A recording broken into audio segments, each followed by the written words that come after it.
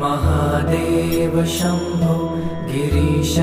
त्रिशूलं स्वैदं समस्तं विभाति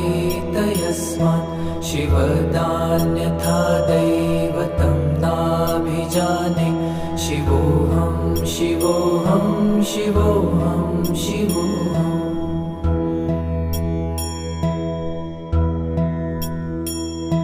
यतो जयतेदं प्रपञ्चं विचित्रं स्थितिं याति यस्मिन्नेकान्तमन्ते सकर्मादिहीनं स्वयं ज्योतिरात्मा शिवोऽहं शिवोऽहं शिवोऽहं शिवोऽहम्